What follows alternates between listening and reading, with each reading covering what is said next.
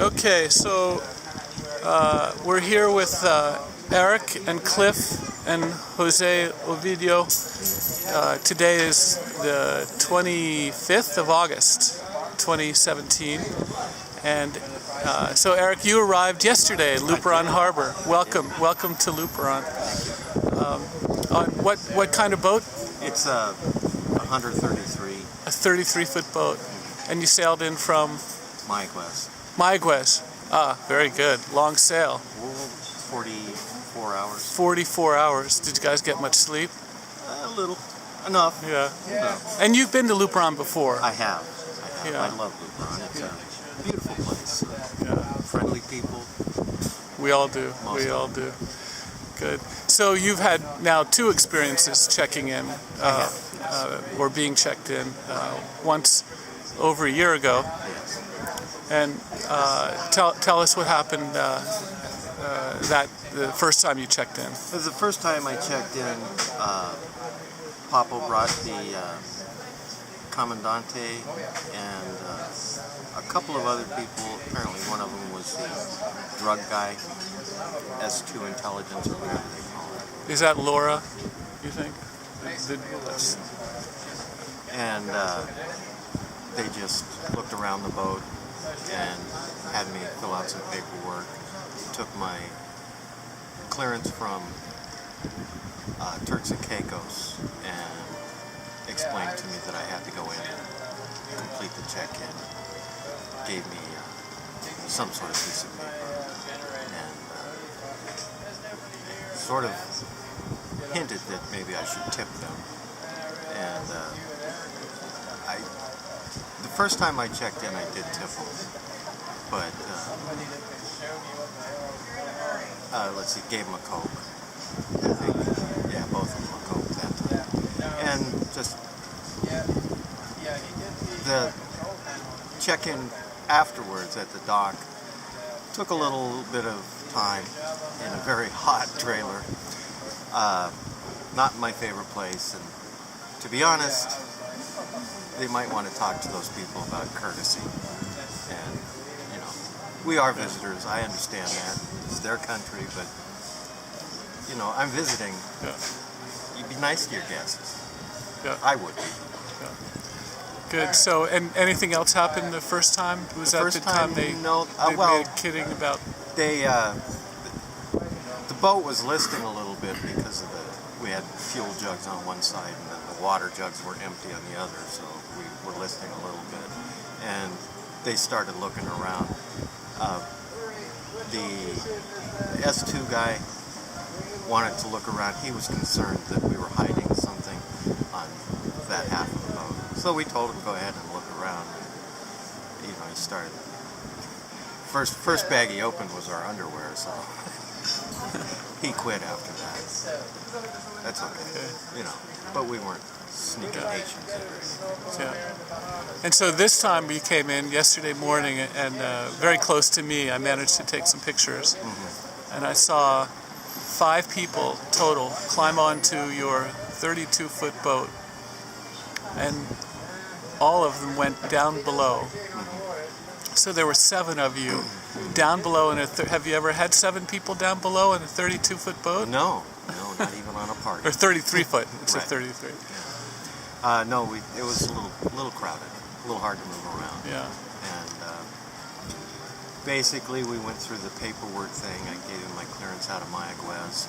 He took that, and They tried to explain to us, but nobody could give us a really good answer as far as we're allowed to stay for 90 days, but apparently after 90 days, we have to go to Puerto Plata or Santo Domingo and get permission to stay longer than 90 days. But they never really made that clear as to why. Something about the Navy. Their boss told them to do that. This is Elizabeth. Hello, Elizabeth. Hi. Welcome to Luperon. Thank you. You came in with Eric. Yes. You know each other JADIP. pretty well. Yeah. Because I'm on a 33 Good. boat. Okay, so they did the 90-day thing, which we've heard before, which applies, we understand, to commercial vessels. but they keep trying to push that on the pleasure boats. We're not sure to what end, because nobody has ever actually done it. But so okay, good. Keep going. What else happened? We went through, like I said, something about having to go to Puerto Plata or Santo Domingo after 90 days, but I really wasn't all that clear on it. And the Commandante was pretty insistent about it, but he didn't speak any English, and neither did the other. So we're a little vague on what's really the rule on that. Well, they got their little pamphlet out and handed it to us, and we read it, and it said provisional permit, and I said, well, why don't you give us the permit? And they said, no, you have to go to Puerto Plata or Santo Domingo. And I said, but you can't give it to us? The Navy's here. He goes, no, my boss, this is what my boss wants. He did say that in English. Okay. And when they searched the boat, what did they tell you why they were searching the boat? No, I don't think so. Just the S2. Well, looked around a little bit, went through some of my tools. Did he tell you why?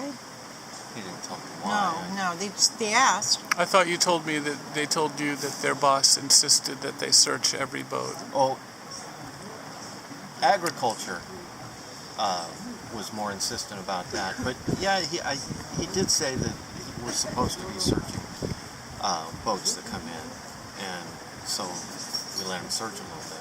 Well, the Commandant, he said that it was all his boss. He was doing what he was told. And they did search. I mean, they did look around and inside things, but we said we didn't care, Okay. We cared more about this 3-month thing. We felt they didn't say welcome. They were telling us all these rules. Didn't say welcome once to us. They were asking for things like Coke and other things, and even one of the guys turned to the other guy, and you could tell by his gesture he's saying, just ask him for it. And that bothered us. You're officials. You're not supposed to come on our boat and ask for stuff. Yeah. Now, what about the missing cigarettes? Yeah. Oh, yeah. Well, we just bought them. We just pulled in, and we sent Domingo to go buy us cigarettes because we were out, and they were sitting on the cockpit, and there was like 6 of them. Only 3 came down, but the rest... 6 people, officials. But only 3 came down, and when we went up after they left, they were gone. So they stole them. There's no doubt about it. They stole them. Yeah. And that's upsetting. Yeah. They have to come onto your boat. You have no say about it. So they were on the boat for 20 minutes. I timed it. It's a Nice. little over 20 minutes. Yeah. What else did they do?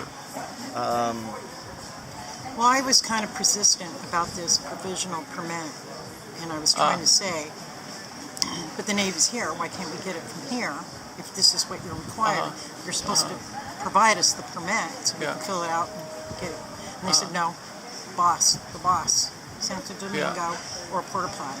So there was really no real communication. These guys None whatsoever. Didn't speak In any fact, English. the joke was that the Navy guy kept saying in Spanish as if he was making it clearer. He would just repeat what the Commandant said.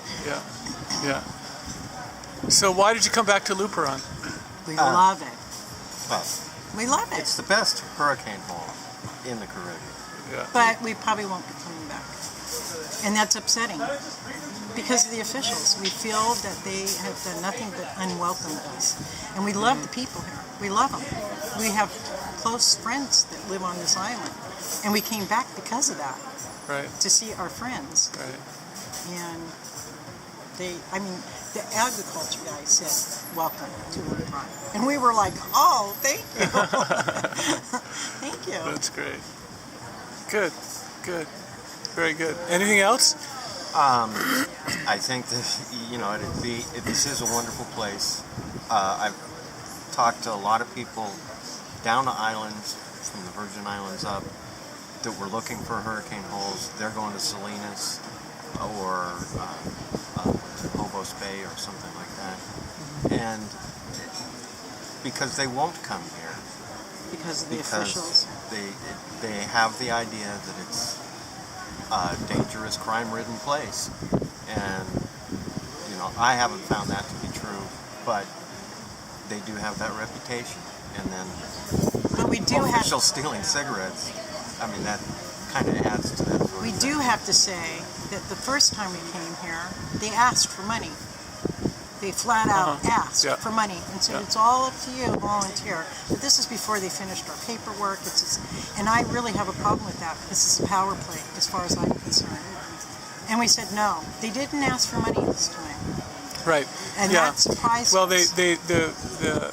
in June there were just as I arrived, six other boats arrived, and the Commandante asked all 6 of them for money and got $20 each, and people were very unhappy about that. So Very unhappy. So we complained to Santo Domingo, and ever since then they have not asked for money, but they have searched every single boat. And some of the searches have been extensive searches. There was,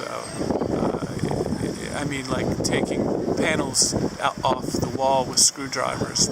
Oh, wow. 3 of the boats that they did full searches on had young children on the boats that were somewhat upset by that. Yeah. They're young families with young children. Right.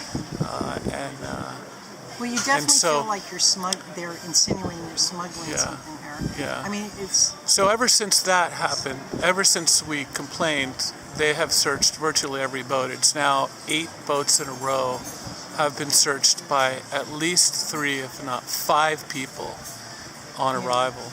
so. How many people did we have? I know it was 5 at least people on the 5. boat. The problem is not that I'm an untrusting person, but if there's more people than there are of us To watch then- them. right? How can Yeah. you keep an eye? And Right. things could end up missing. And they did. The cigarettes are the only thing I noticed missing, you know. But hey, who knows? Yeah. Yeah.